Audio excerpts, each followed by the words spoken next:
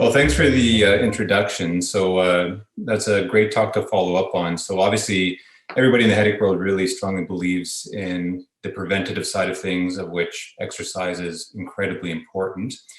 Unfortunately, even if you're doing all the right things, migraine attacks still happen. So what I'm going to be talking about today is rescue therapies, meaning when you're suffering a migraine attack, how do you shut it down? And what we're going to focus on is figuring out when is the right time to treat a migraine. And because migraines are so often, usually they're going to happen at home or at work. So it's good to have a good strategy on how to treat a migraine without any medical supervision. Then we'll talk about some prescriptions that can be provided by family physicians, nurse practitioners, neurologists. And then we'll focus on when do you actually need to go into the emergency room to step up what kind of treatment you're getting. And because I'm going to be talking about some medications today, I just want to point out that normally when we're giving a talk like this, we go out of our way to only use generic names.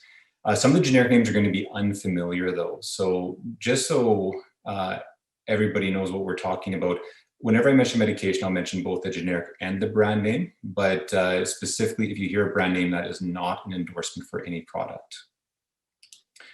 And when we're talking about medication and medical therapy for migraines, there's really a two-pronged approach. So we have preventative therapies, meaning how do you have less headaches and milder headaches and shorter headaches? And that'll be covered in a different talk today. And the other side is rescue therapy. Again, how do you shut down the migraine as fast as possible once it's started? So I'm going to start just by discussing two typical patients that we would see in a migraine clinic. Who have their own approaches at home.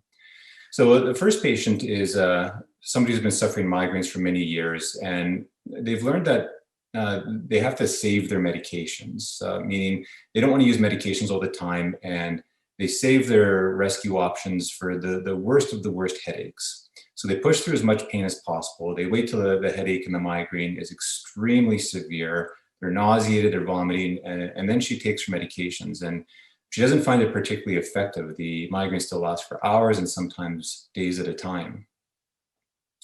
Another type of patient we'll see is, again, very long-standing migraine sufferers. And again, the longer people have migraine, the more familiar they are with them and how bad they can get. So we'll often meet people who not only treat the migraine pain, but they treat the anxiety and the worry of a migraine. So there's always this worry that any twinge of pain in the head could turn into a migraine and could become a horrible, disabling, debilitating attack. So some patients, rather than risk a migraine, treat any twinge of head pain, even mild head pain. And people like patient 2 here end up using painkillers more days than not. So between these two strategies, patient 1 who waits for the most extreme pain and patient 2 who treats even mild pain, who has the best strategy or who has a good strategy?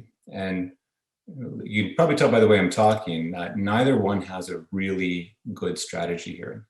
So what are the problems? So waiting for extreme pain. If you've ever done this yourself, you've probably noticed that if you wait too long, nothing works. So once the migraine pain becomes extreme, it's essentially socked in, and maybe our rescue meds will take the edge off of it, but it doesn't actually terminate the migraine, which is what our true goal is. And if you wait too long, a lot of people develop nausea and vomiting. And then the problem is if you're trying to take a pill, you're not able to keep your medications down and everything just comes back up. On the flip side, the problems with treating mild and brief pain is that not all head pain is a migraine and not every headache is going to turn into a full-blown migraine.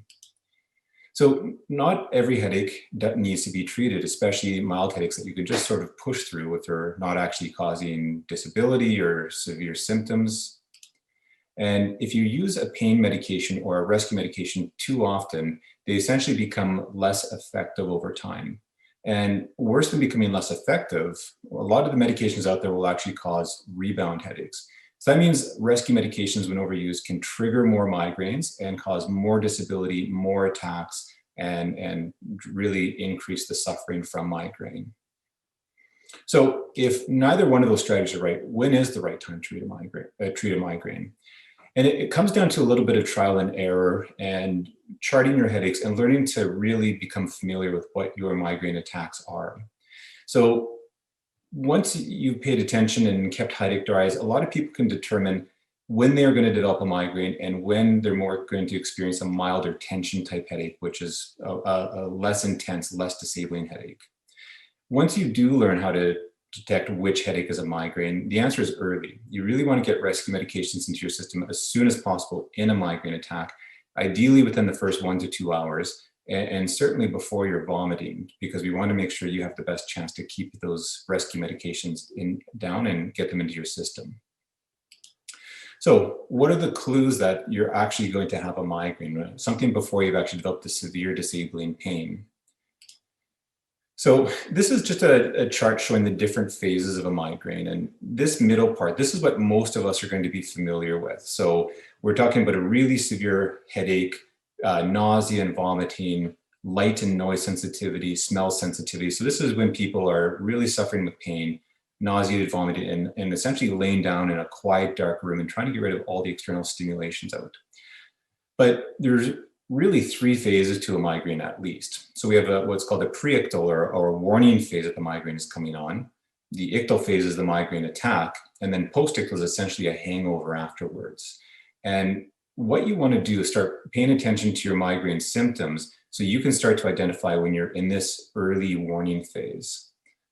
Now, in that early warning phase, essentially what's happening is there's migraine centers turning on in your brain. So migraine does come from pain centers inside your brain.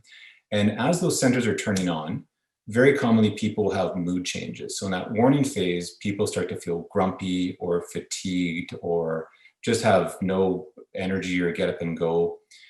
People can start yawning a lot. And there's funny symptoms that start happening in your body as different brain centers turn on as well. So things that you wouldn't normally think are attached to a headache, people can start craving certain foods. People can actually start urinating more, and people can have stomach cramps and diarrhea. A really, really common one is neck stiffness and neck pain.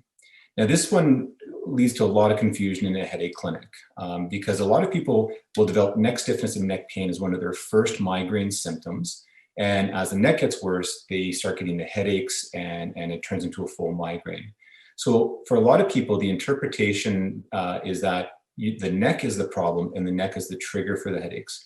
But realistically, for a lot of patients, the neck stiffness, neck pain is just your migraine starting. And clues that the neck stiffness you're experiencing is actually a migraine as opposed to a mechanical arthritis or strained neck is that you might get some of those other symptoms along with the neck stiffness, like the light sensitivity, the nausea, fatigue, something telling you that there's something more than just a musculoskeletal pain there. Again, before the full-blown migraine starts, you might start getting light sensitive, nauseated, and dizziness and vertigo is one of the more common and certainly one of the least recognized symptoms. So at some point, about 70% of migraine sufferers are going to have dizziness with their attacks. So that might feel like there's actually spins, like the room is moving around you, or some people feel like they're on a boat at sea. So essentially an illusionary sense of movement. Now, in addition to these symptoms, about 20 to 30% of migraine sufferers are also going to have what's called an aura. So an aura is essentially a neurologic symptom, and by far the most common one is going to be a visual problem like you see on the left side of the screen here. So traditionally with an aura, people experience bright lights, sparkles, maybe a dark hole, and traditionally an aura is going to start very, very small, and over the course of minutes it spreads and gets bigger, and eventually it can actually take out half of your vision so you can't see half of the world. The second most common kind of aura we'll see is numbness and tingling. So what you're seeing in this picture is just like a visual aura can start small and spread. The sensory aura can start tingling, and over time it spreads and spreads. And once again, it can affect half of your body, your face, your arm, and your leg. So if you're one of the 20 to 30% of people who have an aura as an early symptom, again, that could be your clue that this is the time to take a rescue medication. Now, there are certainly a lot of delays for migraine sufferers getting to see neurologists and headache specialists in particular. So a lot of people do start first off by treating with what they have around the house. And that's what we're going to talk about right now. Probably one of the easiest to access and a very effective option is a class of medications called the NSAIDs, and that stands for non-steroidal anti-inflammatory drugs. And probably almost everybody in the audience today has these at home right now. So the common ones are going to be things like ibuprofen, which is sold under brand names like Advil and Motrin, naproxen, which is sold under names like Aleve, and then diclofenac, which is a prescription one, and in the migraine world, we use a formulation called Cambia. Now, the benefits of these anti-inflammatories is, first off, relatively, they're very, very cheap compared to any other rescue option we have. They're quite effective for many people. In fact, a lot of migraine sufferers don't need more medication than just these options. They're very easy to access. You can get them in any pharmacy, any grocery store. And if you're not overusing them, they're a very safe class of medications as well. The cons or the drawbacks to them is they don't work 100% for everybody. So they're not a standalone linchpin for every migraine sufferer. And of course, if you overuse it, there are risks and side effects. The major ones we'd be concerned about is it can cause inflammation in your stomach, which can lead to ulcers and actually stomach bleeding. If you take a lot of it, it can actually be very hard on your kidneys. And because your kidneys are important in blood pressure, we can see people's blood pressure get driven up. The other thing that typically people are going to find around the house is acetaminophen or Tylenol. The good things about this is, again, it's very cheap, it's very easy to access, and if you're not overusing it, it's safe. The drawbacks is that really Tylenol and acetaminophen, it's not a great migraine medication. It's usually not one that we're going to tell people to reach for. And anecdotally, most patients who just have been using this at home, they say, nothing really works for my migraine. I don't really like using this medication. And again, in high doses, this medication can be quite toxic and hard on the liver. Again, something that we can all access, caffeine. It's kind of a double-edged sword here. So again, it's cheap. It's very easy to access. We all have caffeine around the house in coffee, tea, cola. For some people, again, this is good enough. And one of the good things about caffeine is you can really mix it with anything. So if you're taking a pain medication, you can also take a strong caffeinated beverage. And for a lot of people, that kind of punches up that rescue med and makes it more effective. Now, because caffeine is essentially a painkiller in itself in that way, overusing it can cause rebound headaches. And there's probably some people listening right now who notice they don't have their cup of coffee in the morning, they get a little bit headachy and a little bit tired. That's probably an early manifestation of a rebound headache that you're experiencing. The other thing to be aware of is that particularly mixed pills, things like Tylenol 3, Tylenol 4s, some of the cold and sinus preparations, they have caffeine hidden in there. So you might actually be getting more caffeine in your system than you think. So always read the ingredients of things you're buying over the counter. And anti-nauseants, so things that treat your nausea or the feeling that you need to throw up. Really the over-the-counter one is Gravel or dimenhydrinate. Usually we'll have to give a prescription for a better one. So anybody who's been in the emergency room for IV treatments, you've probably had a medication that goes by multiple names, Maxaran, Metonia, metoclopramide. We can prescribe this as a pill at home as well. So if the over-the-counter meds aren't good enough, we use this, or Zofran and Dansatron is another one that can be prescribed. So the pros here are obvious. It treats one of the more unpleasant symptoms of migraine. And if it treats your nausea, it helps you keep down oral medications, which again is going to make it more likely you're going to be able to shut down a bad attack. The drawbacks, Gravel might be sedating, and some of the prescription ones, they can cause unusual symptoms like restlessness or rarely some abnormal movements. So that's why those ones are prescription, need to be monitored by a medical professional.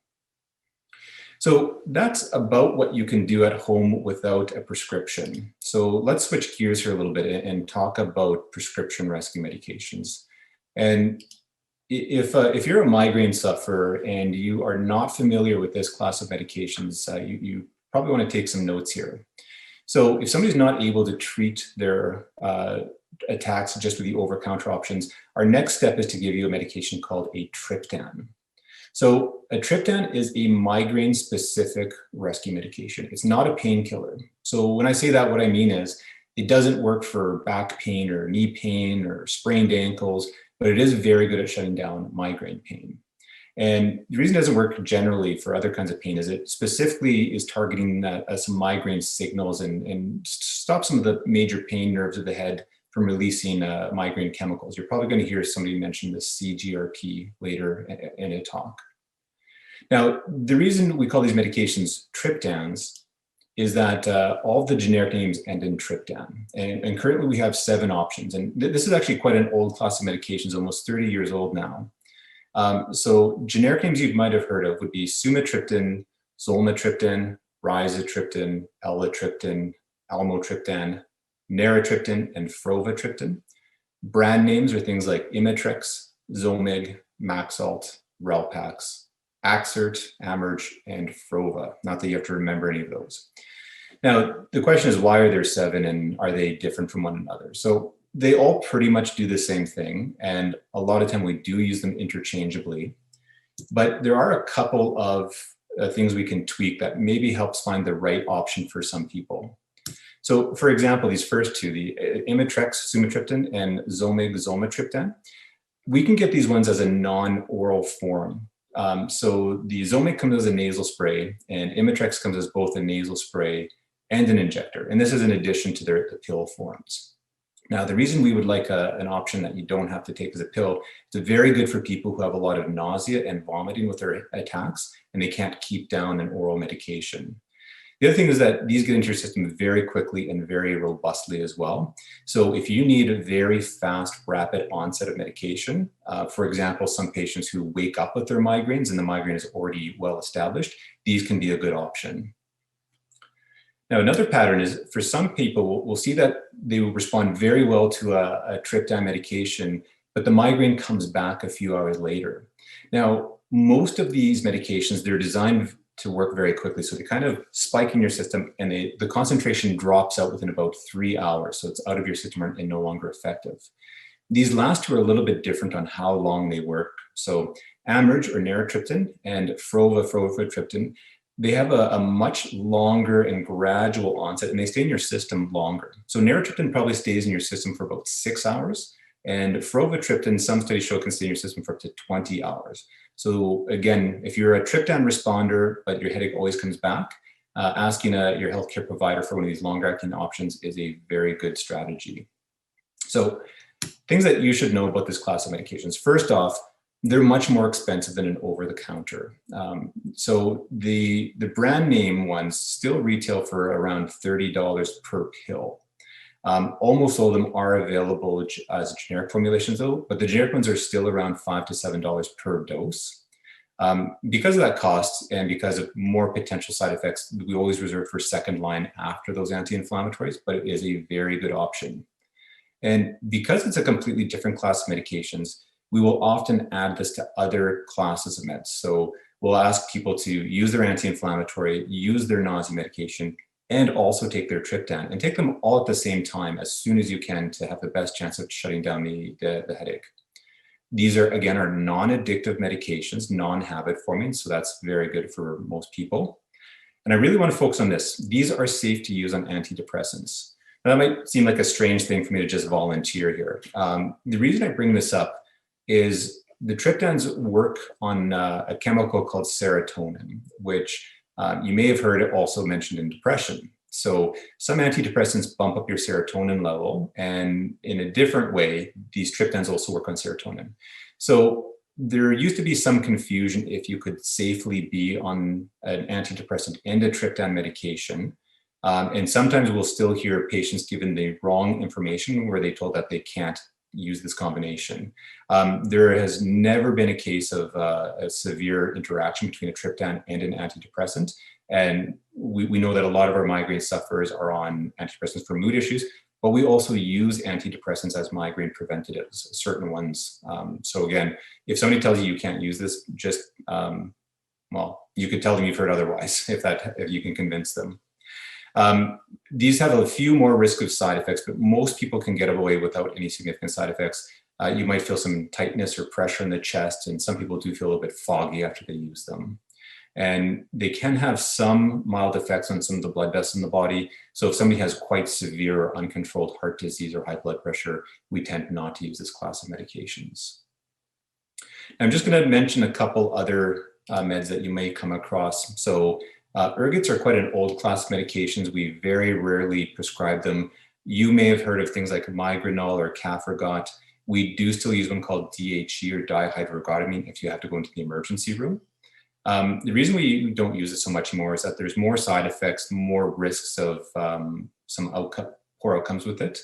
At this point, I can't remember the last time I prescribed it myself, and it's unlikely that many GPs are prescribing it anymore. So I just mentioned it because if you were given a prescription, 10, 20 years ago, and it's just been getting renewed ever since then, you might have these in your toolbox. Opioids. So this is the big one we have to talk about. So opioids are addictive and habit forming. So the typical ones you would be familiar with would be morphine and fentanyl, codeine, which shows up in things like Tylenol 3, Tylenol 4, Percocet, OxyContin. So there's a lot of problems with this class of medications, not least of which is the addictive and an abuse potential of these medications. It's also poorly effective in migraine. So people who use opioids for a migraine attack is very much short-term gain for long-term pain. So we'll often see it helps the attack that you're having at that time, but you're actually more likely to have a migraine the next day if you used an opioid than if you did nothing at all, if you just let the migraine run its course. And they've done some observational studies, meaning they just follow along with many, many migraine patients who do different things for their headaches. They see how do people do. What they found is that if patients use an opioid more than 8 days out of the month, you're actually at risk of triggering more migraines and that rebound phenomenon that I talked about. So really they are a very poor class of medications in migraine. And again, this is not a class of medications I've ever prescribed for migraine, just because it's very counterproductive. One other counterproductive class I want to mention, and again, it's very old, are the barbiturates. So you might recognize names like Therinol, Thiacet, and butalbital.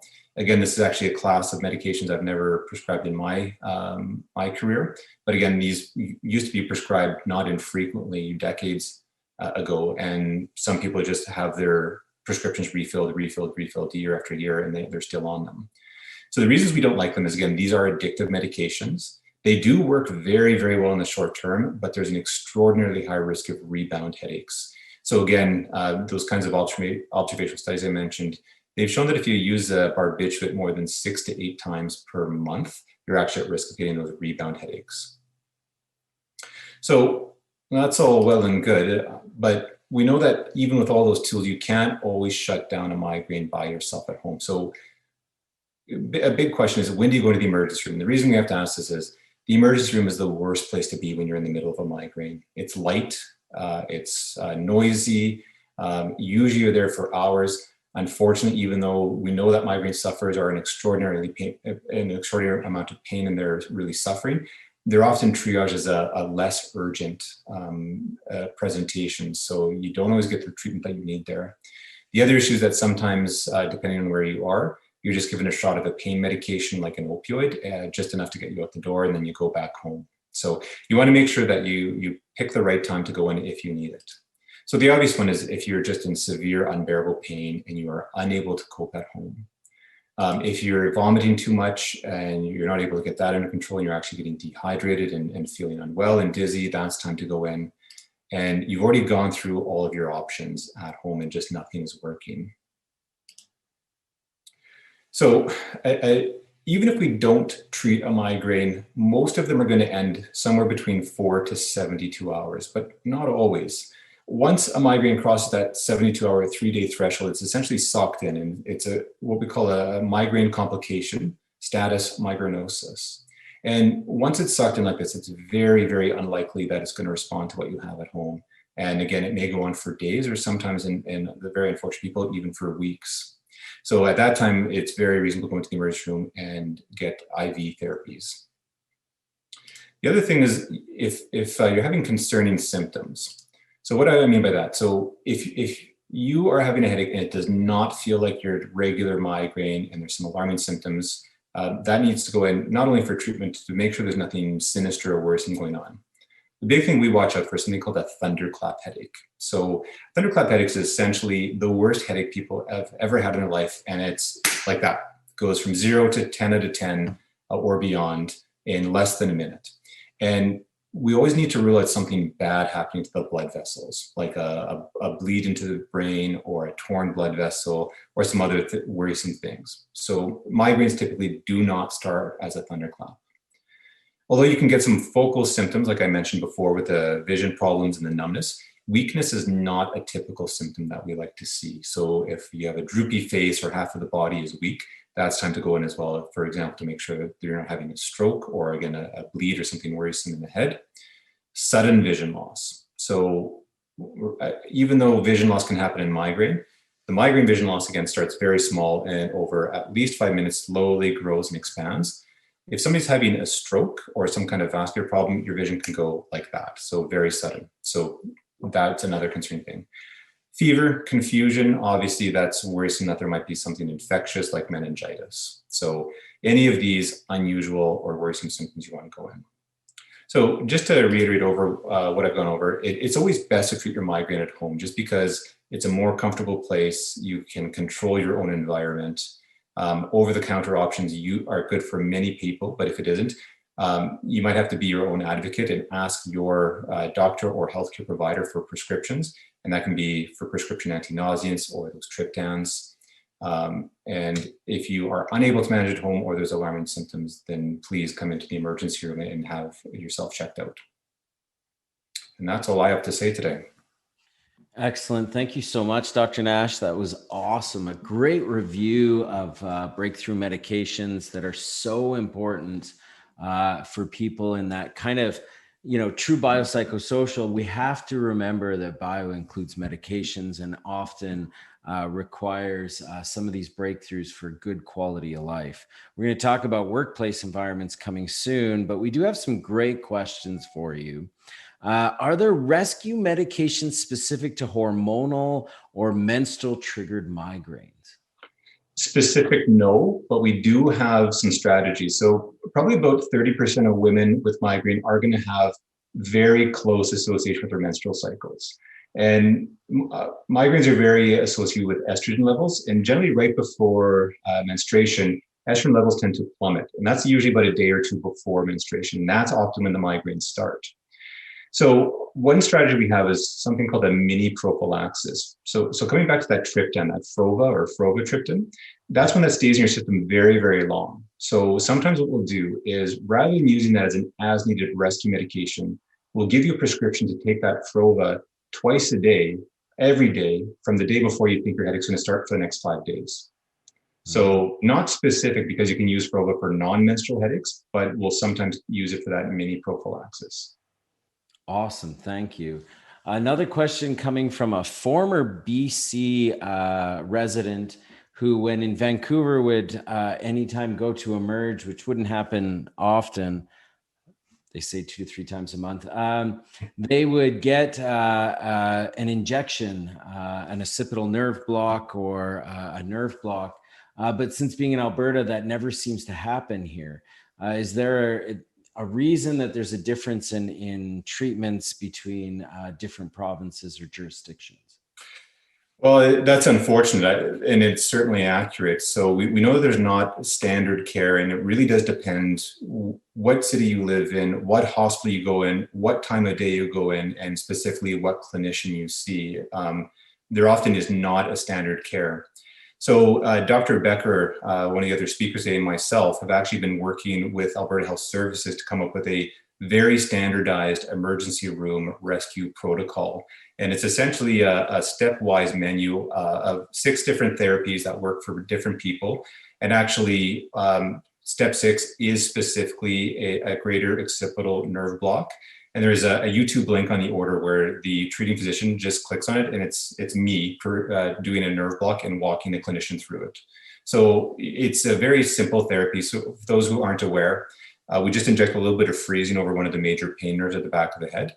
And there's virtually no side effects with it except some numbness at the back of your head. And it's very effective at shutting down migraines. So we would certainly like that to see that to be a consistent tool in emergency rooms moving forward. And once that protocol is published, it should be much more consistent. Excellent. Really looking forward to seeing that here in Alberta. Again, thank you, Dr. Knash, for joining us.